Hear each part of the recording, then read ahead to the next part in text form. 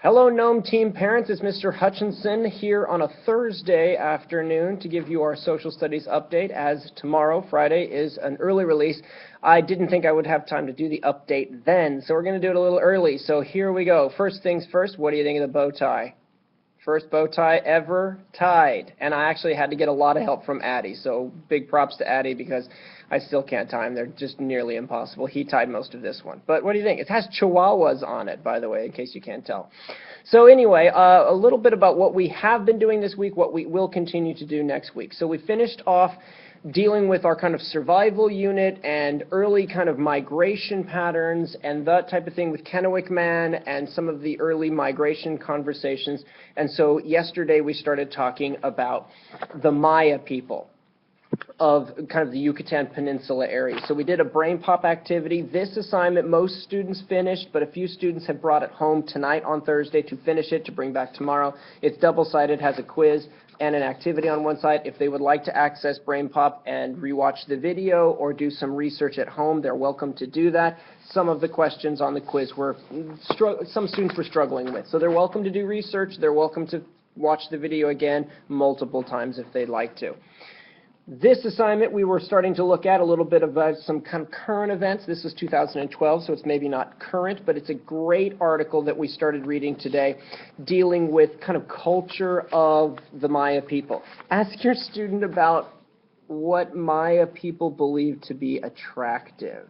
Ask them what they thought and see if they start to go a little bit cross-eyed. It's kind of an interesting conversation. We're going to finish this tomorrow during our early release day, and then when we come back on Monday, we are going to get into the next group of Mesoamericans that we need to talk about, and that is the Aztec people. So we'll talk about the Aztec a little bit. We will watch another brain pop to kind of give us a little bit of an understanding of who these people were and what they were all about, do an activity.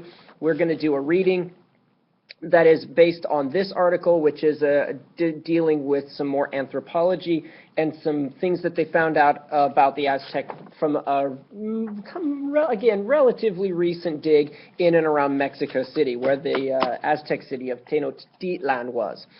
And then, of course, that will probably take us through about Wednesday of next week, and then we'll end the week off with the Inca people, and again, we'll do some more work with Brain Pop to kind of understand basically who these Inca people were, compare them to the Aztec and the Maya. How were they similar? How are they different? It's going to be one of our major key purposes. And we're going to talk a little bit about some Incan mummies as well. An interesting article about these girls that were left on the top of an Andes mountain to die and why they might have done that. When we're done with our Inca, Aztec, Maya kind of understanding and learning, we'll do some comparison, we'll do some kind of understanding of them, and we'll talk a little bit about the Spanish and the Columbian exchange as the Spanish came and really wiped these populations, maybe not wiped them out, but kind of ended their reign. We're going to talk about the Columbian exchange and how things were coming to the New World and how things were going back to the Old World, and that exchange of interesting things. It's very interesting to think that the tomato is a New World plant. Europeans had no idea what a tomato was until after Columbus and that Columbian exchange. Can you imagine Italian food without tomatoes? Think about that. One more thing I want to talk about. I told the kids about this today, and I said it would be in the article or in the video tonight, was that we're getting towards the end of the quarter. We have a few weeks left, but towards the end, and there are some students who are asking about how can I bring my grade up a little bit. So I have created 2 extra credit assignments based on the Maya people that students are welcome to do one or both or neither if they're feeling like they're doing fine. But I'll link these. The first one is going to be Maya name extra credit, where they're actually creating a name using Maya glyphs to figure things out about what they would like to be called. It's not translating their name, it's what they would like to be called. Translating their name would be very difficult. And then the second one is Maya math sheet. And they first of all have to look at a little bit about the different numbers that they use. So it's a little bit of decoding first, and then it's some actual math. This does blow a few students' mind because the Mayas were based on a base 20 number system as opposed to our base 10. So it's a little bit of shift in thinking.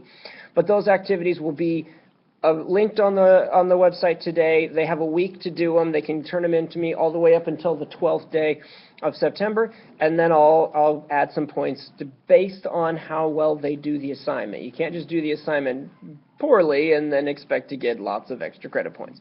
So that will be all up there, and hopefully everything is good, and I hope that you had a good week, and hopefully you will have a good weekend, and everything is going great.